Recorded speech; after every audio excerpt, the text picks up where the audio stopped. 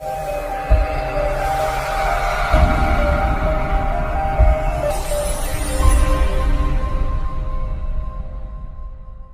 चलिए आज की वीडियो शुरू करते हैं।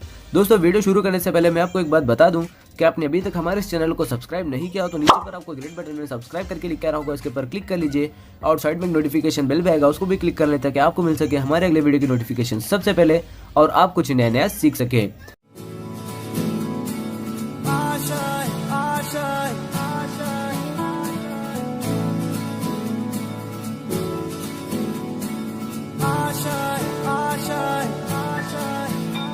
कुछ पाने की हो आस आस, कोई अरमा हो जो खास खास आशाएं,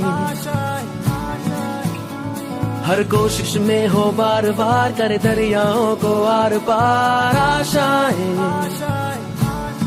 तूफानों को चीर के मंजिलों को छीन ले आशाएं, ले दिल की उम्मीदें हंसे दिल की, अब मुश्किल नहीं कुछ भी, नहीं कुछ भी, आशाएं ले दिल की।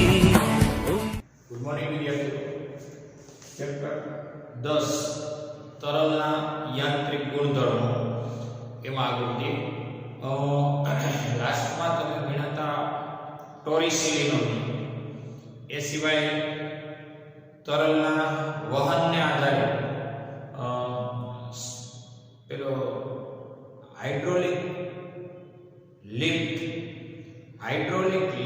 थी ने ए स्थिर तरल माटे, પછી એક ડાયનેમિક લિફ્ટ હતી એ આપણે દડાને હવામાં ગતિ કરાવીએ ત્યારે બે પ્રકારની હતી, સ્પિન વગરની દડાની ગતિ અને સ્પિન સાથેની દડાની ગતિ। સ્પિન વગરની દડાની ગતિ થતી હોય એ દરમિયાન જે ટાર્ગેટ હોય ત્યાં સુધી દડો પહોંચી શકે અને સ્પિન સાથે દડાની ગતિ થતી હોય તો ટાર્ગેટથી દડો થોડો ઊંચકાઈ જાય, કારણ કે ભ્રમણ દરમિયાન આસપાસની હવાને પણ ભ્રમણ કરાવે। દડો પોતાના ભ્રમણ દરમિયાન હવાને ભ્રમણ કરાવે, હવાને ભ્રમણ કરાવે એટલે દડાના વેગનો સદિશ ઉપરાંત ઉપરના બિંદુએ હવાના વેગનો સદિશનો પરિણામી વેગ વધી જાય જે દડાની ગતિની દિશામાં, અને એનાથી વિરુદ્ધ દિશામાં વેગ ઓછો થાય અને પરિણામી વેગની દિશામાં એ દડો એ ઉપર તરફ સ્પિન થાય। શું કામ? કારણ કે न्या धारा रेखाओ वीचोगीत અને ધારા રેખાઓ વીચોગીત न्या वेग केवो थाय तो के વધુ, અને જ્યાં વેગ વધુ ત્યાં બર્નૌલી સમીકરણ પરથી न्या દબાણ ઓછું, એટલે ઉપરની સપાટીએ દડાની ઉપરના ભાગે દબાણ ઓછું, નીચેના ભાગે દબાણ વધુ, વધુ દબાણથી ઓછા દબાણ તરફ દડાનું શું થાય? લિફ્ટ થાય, એટલે ગતિ દરમિયાન લિફ્ટ અનુભવે અથવા ઊંચકાઈ જાય। આ લેવલ આપણે ભણ્યા હતા। ત્યાર પછી नेक्स्ट पॉइंट આવશે સ્ટોક્સનો નિયમ। સ્ટોક્સનો નિયમ શું છે ચેક કરીએ। કોઈ તરલમાં પદાર્થનું વૈજ્ઞાનિક સ્ટોક્સ છે એને આવો નિયમ આપ્યો કે આવા સ્થિર તરલમાં આ છે તરલ સ્તંભ, આ છે તરલ સ્તંભ, આ તરલ છે।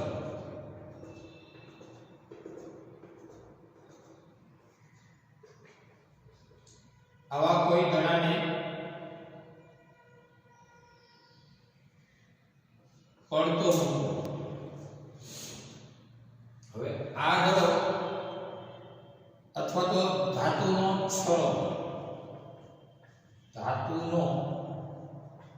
છડો, બેરિંગ જેવું છે બેરિંગ, એમાં ધાતુનો ગોળો એવો કે તો ચાલે, ધાતુનો ગોળો છે।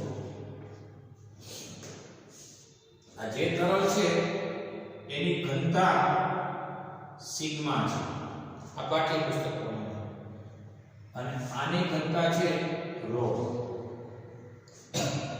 અને અથવા કહીશું રો છે।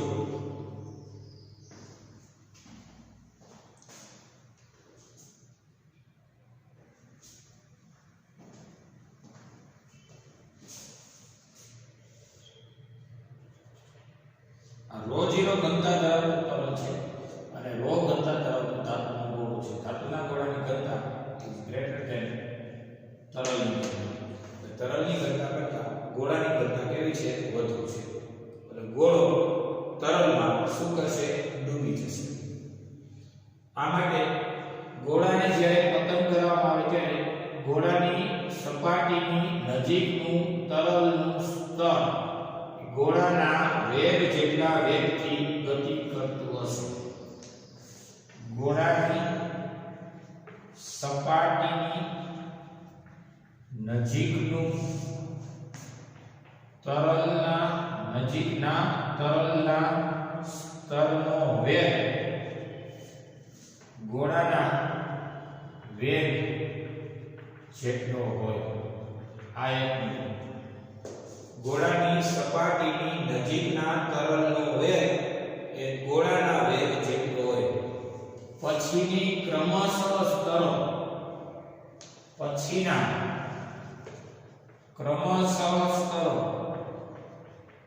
નો વેગ ઘટતો જાય. એટલે આ પહેલા લેવલના સ્તરો છે બંને બાજુના, એનો વેગ ગોળાના વેગ જેટલો. પછી આ ગોળાનો વેગ કહેવાય p. પછીના સ્તરનો વેગ બંને સ્તરોના એ સમાન. પછીના બંને સ્તરોના એથી પછીનો લેવલ નંબર 3 એ પણ સમાન. એથી પછીના નંબર 4 એ પણ સમાન. આમ ક્રમશઃ સ્તરો એ નો વેગ ઘટતો જાય. વેગ ઘટતો જાય એટલે કે બે સ્તરો વચ્ચે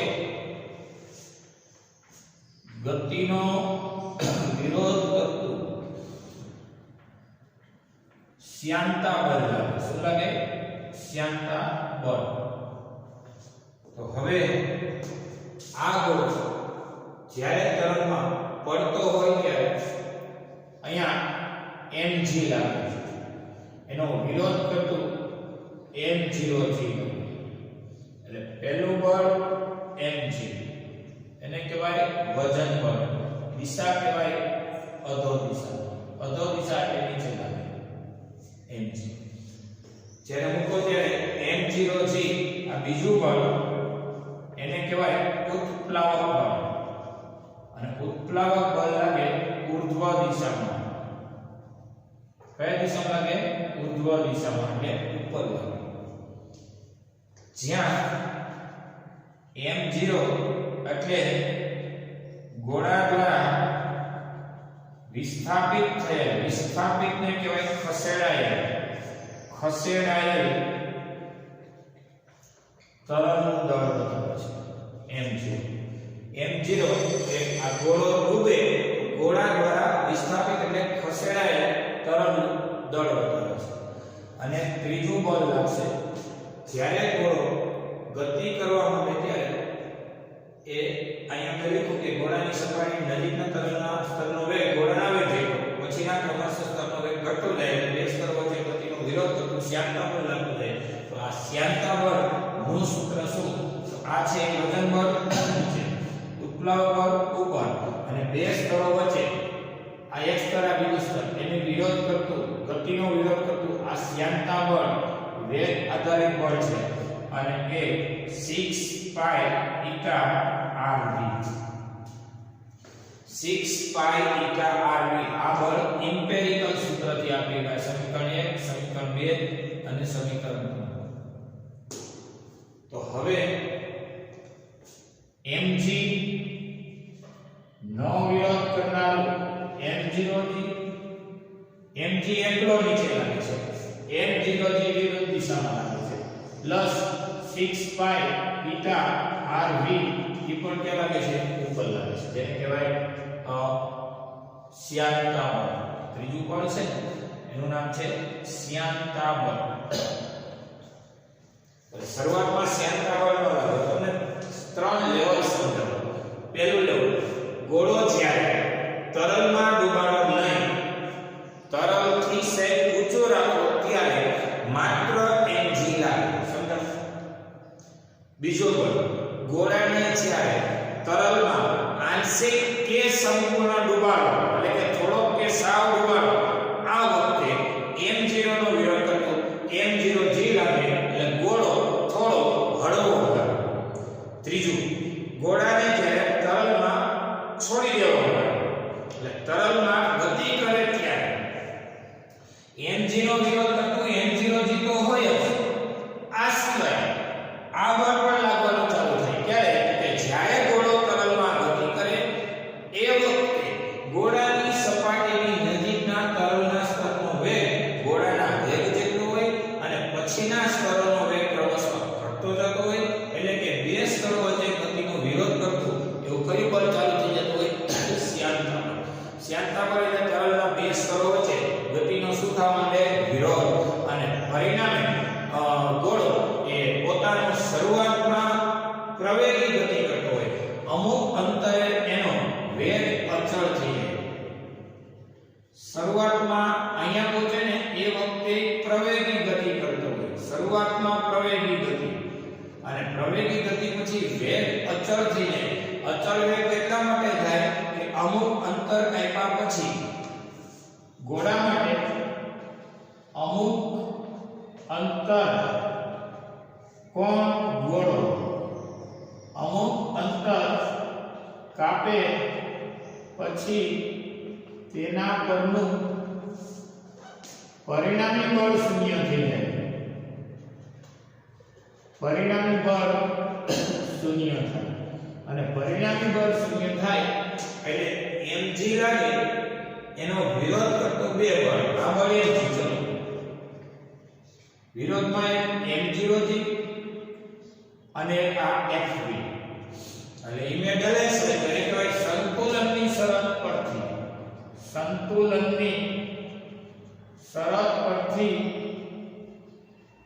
mg m0g 6 pi rv એને કહેવાય fv. તો m એટલે 0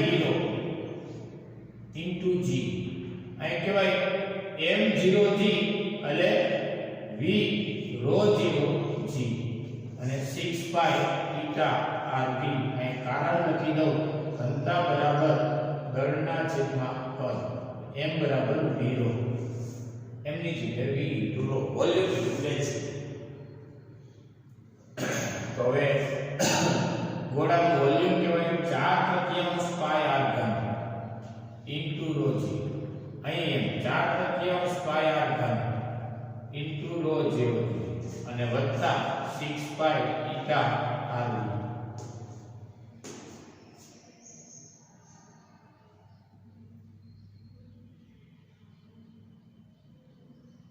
તો હવે આને આ બાજુ લઈ લો, 4/3 pi r ઘન g common rho minus rho 0 અહીંયા 6 pi theta rv અને આ બાજુ લેતા બાદ.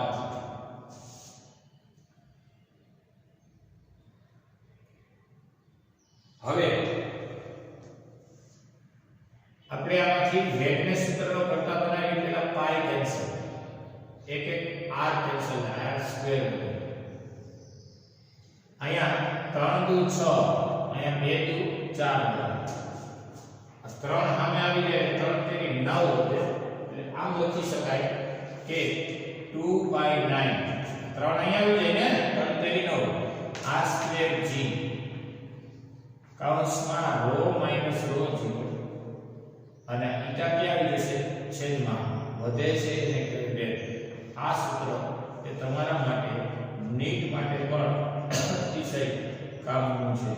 સૂત્ર કામનું છે કે આ વેગ ને કહેવાય ટર્મિનલ વેગ અથવા અચળ એવો વેગ. જ્યારે પરિણામી બળ શૂન્ય થાય, પરિણામી બળ શૂન્ય ક્યારે થાય? કે આ ગોળો અમુક અંતર કાપ્યા પછી mg જેટલું વિરોધક બળો લાગે. કોણ m0g fv. fv એટલે શ્યાનતા બળ. ત્યારે આ બેના સરવાળા જેટલું બળ, આ બેના સરવાળાના મૂલ્ય જેટલું બળ વિરુદ્ધ દિશામાં એકલો mg લાગે, એકલો mg લાગે છે અને જમણી સાઈડ પર m0g 6 pi rv. અને એમાંથી જે તમારે સ્ટેપ બાય સ્ટેપ કોમન કાઢવામાં વેગ મળ્યો, આ વેગને કહેવાય vt અથવા તો ટર્મિનલ વેગ.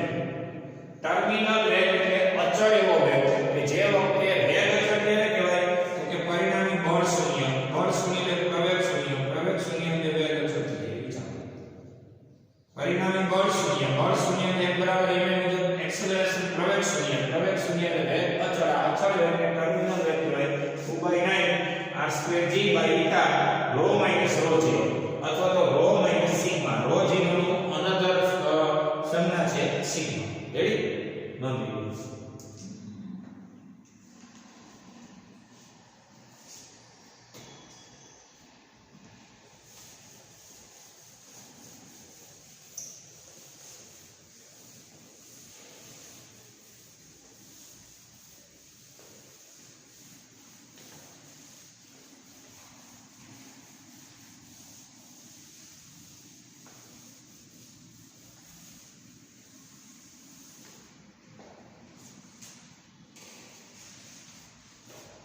પેજ નંબર 260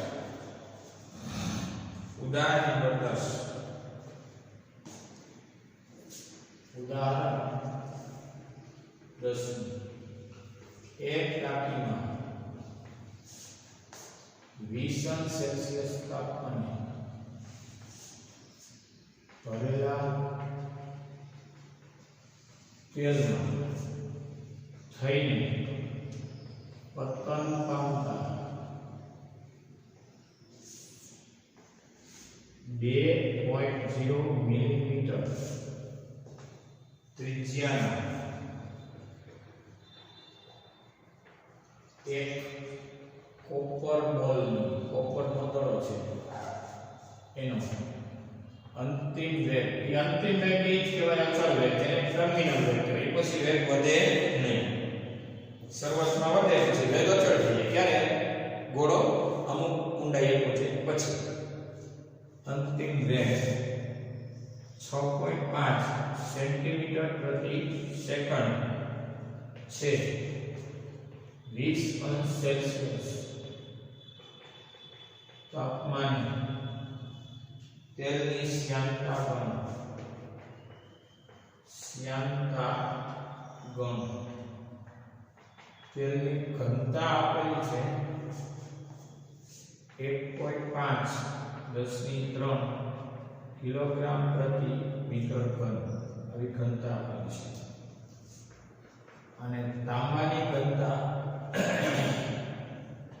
8.9 10³ આપેલી છે.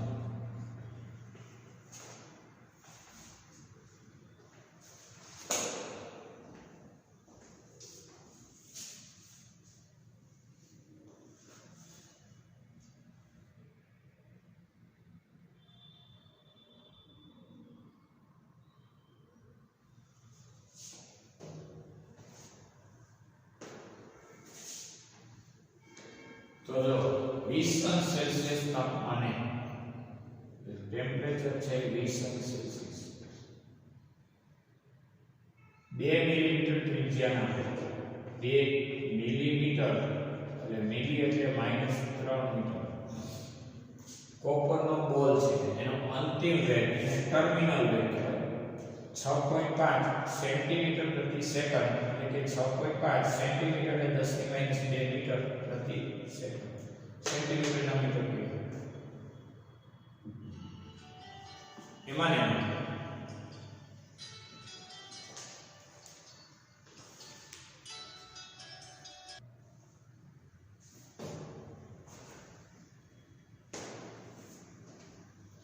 હવે 20 અંશ સેલ્સિયસ તાપમાને તેલની શ્યાનતા તાપમાન તો એ છે.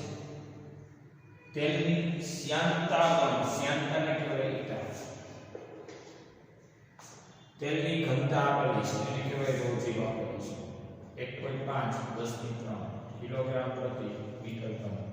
ρ0 ને અથવા સિગ્મા કહેવાય. તાંબાની ઘનતા એટલે ρ 8.9 10³ કિલોગ્રામ પ્રતિ મીટર ઘન. ચલો હવે આની કોઈ જરૂરિયાત નથી કારણ કે આપણે જાણીએ છીએ ટર્મિનલ વેગ કોનો કોપર બોલનો ટર્મિનલ વેગ vt સૂત્ર બોલો 2/9 r² g by eta ρ minus ρg. આ સૂત્ર છે. આ ρ g ઈટા vt આ r બસ એમાંથી આપણે ઈટાને સૂત્રનો કરતા બનાવીશું. એટલે ઈટા બરાબર અને આમ 2/9 r square g rho minus rho 0 ના છેદમાં અને આમ જવાબ દેવો vt ક્યાં આવી જશે નીચે eta ક્યાં vt એ નીચે આવી જશે તો પછી 2/9 r સ્ક્વેર એટલે 2 - 3 9 વર્ગ g એટલે 9.8 અથવા 10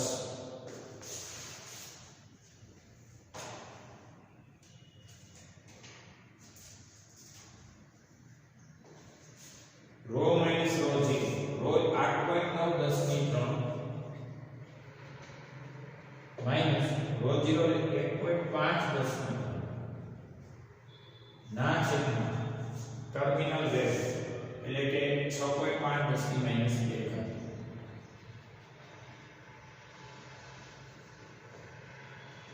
હવે આનું કેલ્ક્યુલેશન કરીએ તો પછી 2/9 2 નો વર્ગ 4 3 દુ 6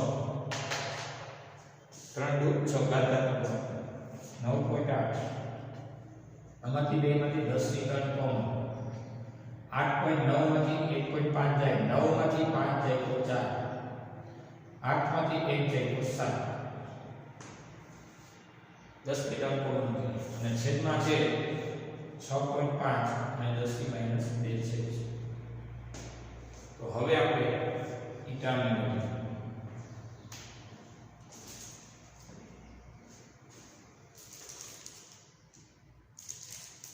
જો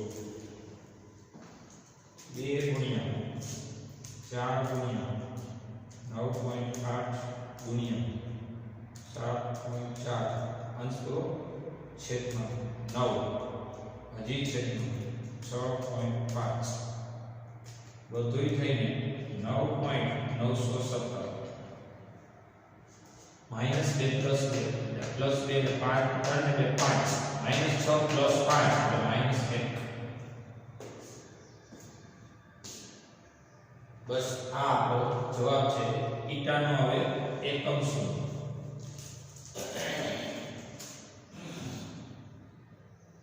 ઈટાનો એકમ શું હાલો આવી જાઓ ઈટાના સૂત્રનો કરતા બનાવો તમે એટલે આને આમાંને અહીંથી જુઓ ને આ સમીકરણ આ એકમ રહે છે આ એકમ r સ્ક્વેર એટલે મીટર સ્ક્વેર ઈટા નો એકમ ત્રિજ્યાનો વર્ગ એટલે મીટરનો વર્ગ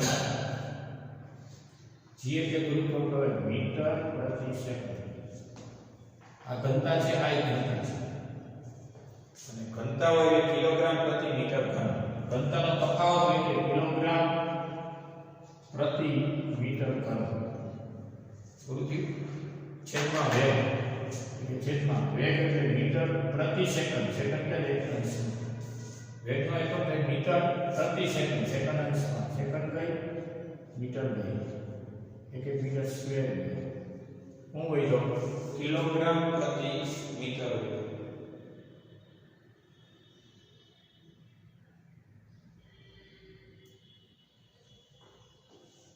r square v rho minus rho 0 by v વેગનો એકમ મીટર પ્રતિ સેકન્ડ આનો એકમ મીટર સ્ક્વેર પ્રવેગનો એકમ ભૂલ છે પ્રવેગનો એકમ મીટર પ્રતિ સેકન્ડ સ્ક્વેર રાઈટ જેમ કિલોગ્રામ પ્રતિ મીટર ઘન રેડી અને આનો મીટર પ્રતિ સેકન્ડ સેકન્ડ અંશમાં એક સેકન્ડ ફાઇનલ વેલ્યુ શું અંશમાં કિલોગ્રામ વેલ્યુ છેદમાં મીટર ઇન્ટુ સેકન્ડ વેલ્યુ બસ અહીંયા કિલોગ્રામ છેદમાં મીટર ઇન્ટુ સેકન્ડ અને ઈટાનો એકમ થઈ ગયો આ એનું મૂલ્ય છે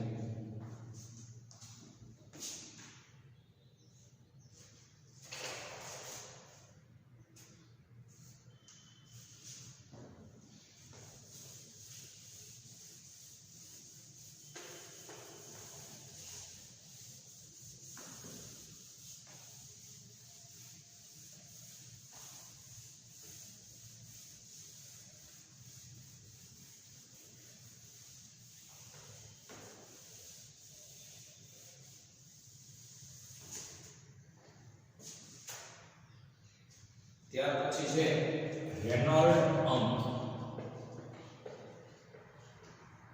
નંબર ઓફ રેનોલ્ડ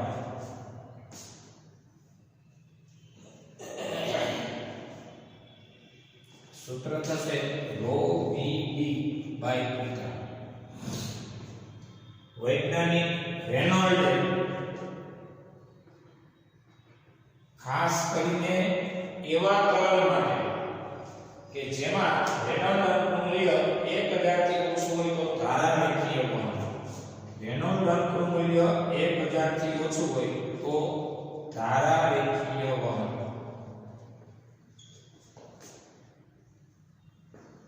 હવે 2000 થી મોટું હોય તો પ્રક્ષુબ્ધ 2000 કરતા પણ નંબર ઓફ રેનોલ્ડ મોટો હોય તો પ્રક્ષુબ્ધ વહન જ્યારે 1000 અને 2000 ની વચ્ચે હોય તો અસ્થાયી વહન રેનોલ્ડ 2000 થી નાનો હોય અને 1000 થી મોટો હોય 2000 થી નાનો અને 1000 થી મોટો તો એને કહેવાય અસ્થાયી વહન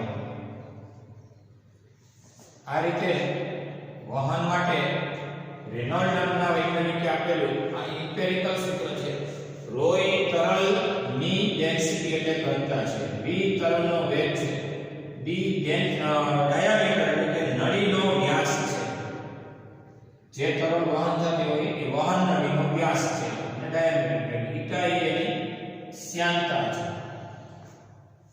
તો હવે રેનોલ્ડનું મૂલ્ય વધે ત્યારે જો ઘનતા વધે તો વધે વેગ વધે તો વધે નળીનો આક્ષેપ વધે તો રેનોલ્ડ વધે શ્યાનતા વધે તો રેનોલ્ડ ઘટે તો રેનોલ્ડ ઘટાડવા માટે ધારારેખીય વહન માટે 1000 થી નાનો રેનોલ્ડ કારણ કે ધારારેખીય વહન થતું હોય એટલે વેગ ડેફિનેટલી ઓછો હોય ધારારેખામાં તો જ વહન થાય કે સ્થાયી વહન મુજબ તરલના કણો ગતિ કરતા હોય તો આ રીતે વેગ ઓછો હોય તો રેનોલ્ડ ઓછો થાય નળીનો આક્ષેપ તો ચડી એની શ્યાનતા ગુણાંક ચડી છે અહીંયા છે તો વેગ ઓછો હોય એ મુજબ આપણે એને શોર્ટકટ મારી પણ વેગ બહુ વધુ હોય ખૂબ વધુ હોય રેનોલ્ડ ખૂબ વધે અને પ્રક્ષુબ્ધ વહન 2000 થી મોટો રેનોલ્ડ પ્રક્ષુબ્ધ કઈ ન શકાય એક્સપ્રેસ દિશામાં તરલ ખંભોળે એ પ્રક્ષુબ્ધ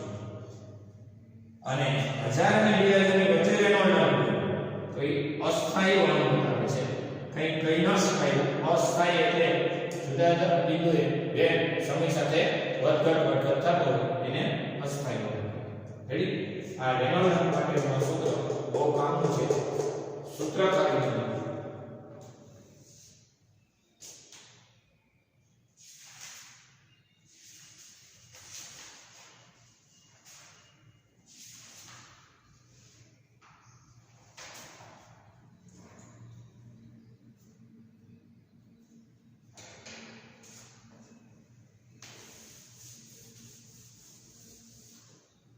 જો પેજ નંબર છે 269 પેજ નંબર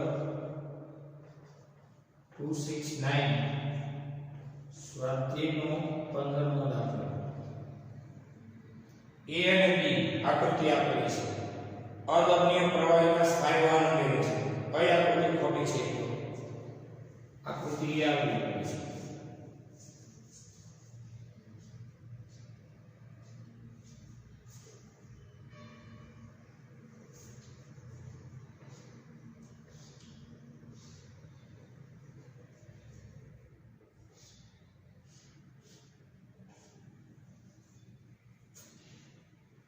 આ એક નળી છે તો આ બીજી નળી છે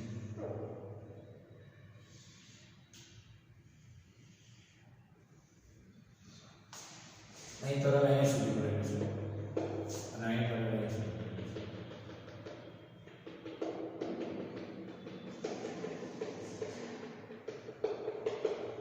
આ આકૃતિ છે એવી રીતે આકૃતિની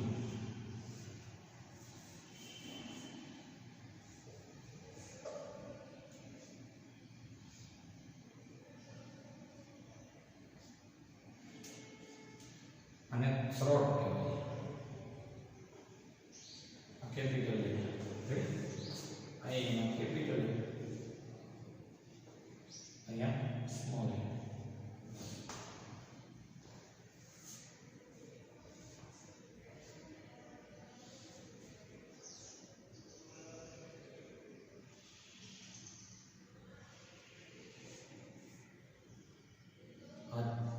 છેલ્લો નીચો છે, આ ઊંચો છે.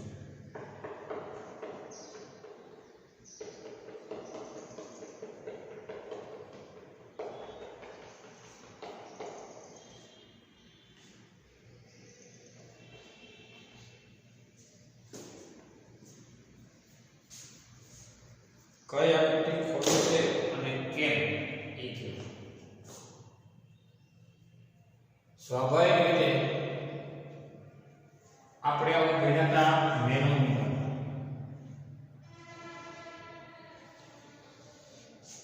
આનું નામ શું હતું? મેનોમીટર. એની ઉપર આવી વેન્ચરી ટ્યુબ હતી, યાદ રાખો.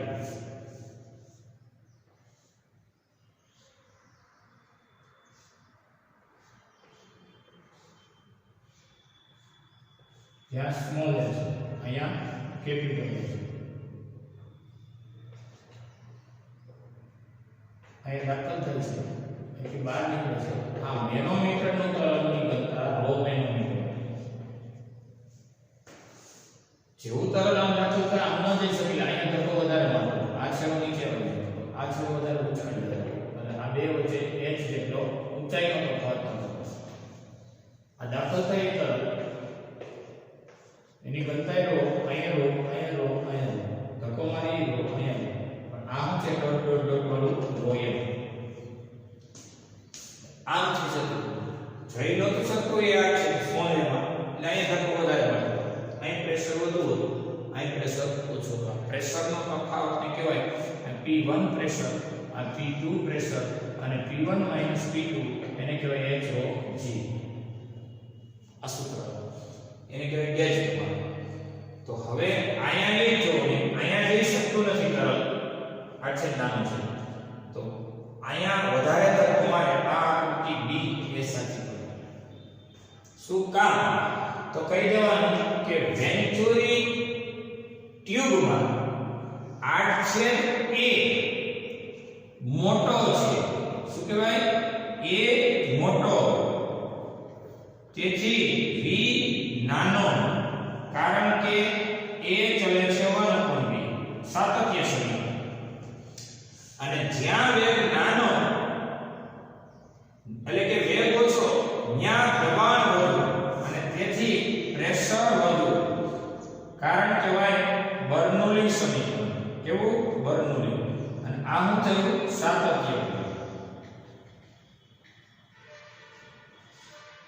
પછીની વાત કરીએ બર્નોલી સમીકરણ. બર્નોલી સમીકરણ મુજબ જ્યાં વેગ ઓછો ત્યાં દબાણ વધુ અને વધુ આમ પ્રેશર મારે, અહીંયા પ્રેશર કેવું મારે? ઓછું મારે. P2 કહેવાય, P1 કહેવાય. P1 મોટો થશે P2 કરતા. આકૃતિ B સાચી છે. જોયું.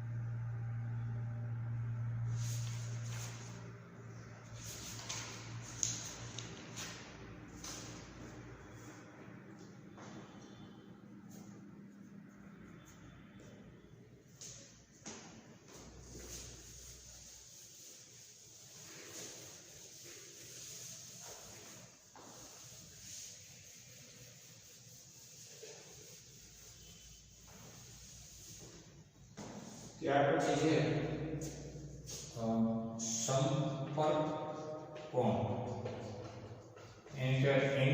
કોન્ટેક્ટ. તો કહેવાનું પ્રવાહી અને ઘનના સંપર્ક બિંદુએ, પ્રવાહી અને ઘનના સંપર્ક બિંદુએ પ્રવાહીની સપાટીએ દોરેલો સ્પર્શક, પ્રવાહીની સપાટીએ દોરેલો સ્પર્શક તથા પ્રવાહીની ઘન સાથે સપાટી વચ્ચેનો ખૂણો એટલે સંપર્ક કોણ. ફરીથી આપણે સામાન્ય રીતે ટેબલની સપાટી વિચારીએ.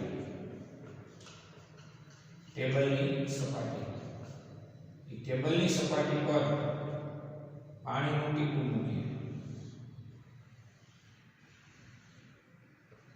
પાણીનું ટીપું. પ્રવાહી એટલે પાણી, ઘન એટલે ટેબલની સપાટી, એનો સંપર્ક બિંદુ એટલે આપણું બિંદુ P. પ્રવાહીની સપાટીએ દોરેલો સ્પર્શક એટલે પ્રવાહી આ છે, પાણી એની સપાટીએ દોરેલો સ્પર્શક એટલે આ છે, આને કહેવાય સ્પર્શક. અને પ્રવાહી ઘન સાથે સપાટી વચ્ચેનો ખૂણો એટલે આને કહેવાય સંપર્ક કોણ.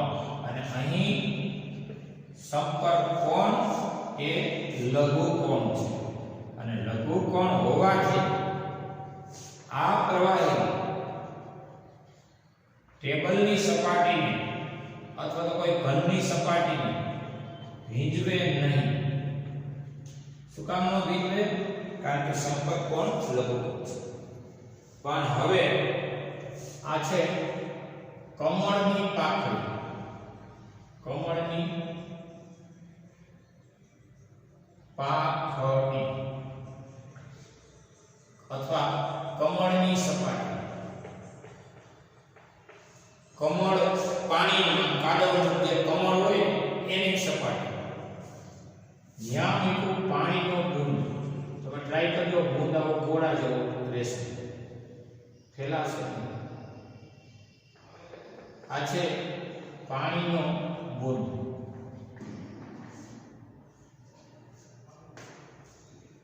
ગુલાબના ફૂલ પર થોડું પાણી આમ છાંટજો તો એકદમ ગોળ ગોળ દાણા થઈ જશે. અને આમાં ફેરફાર કરશો ને, આમ હલનચલન કરશો તો દાણા ગોળ ગોળ પડતા પડતા નીચે પડી જાય. એ ગુલાબની પાંખડીને ભીંજવશે નહીં. એનું કારણ છે સંપર્ક કોણ. શું સંપર્ક કોણ છે? પ્રવાહી અને ઘનનો સંપર્ક બિંદુ એટલે આપ્યું. પ્રવાહીની સપાટીએ દોરેલો સ્પર્શક એટલે પાણીના બુંદની સપાટીએ દોરેલો આ સ્પર્શક, અને સ્પર્શક દોરે આ સ્પર્શક. અને સ્પર્શક અને કોણ તો કે પ્રવાહીની એટલે ઘન સાથેની સપાટી એટલે આ સપાટી, એની વચ્ચેનો ખૂણો એટલે આ ખૂણાંક થીટા. આ થીટા ને કહેવાય શું? સંપર્ક કોણ. અને અહીં સંપર્ક કોણ, અહીં આ ચિત્રમાં લઘુ કોણ છે, અહીં સંપર્ક કોણ તમને કેવો દેખાય છે? તે ગુરુ સંપર્ક કોણ. સંપર્ક કોણ ગુરુ કોણ હોવાથી આ પ્રવાહી કમળની સપાટીને અહીંયા લઘુ કોણ હોવાથી આ પ્રવાહી ટેબલની સપાટીને ભીંજવે છે. આ રીતે ફેલાય છે.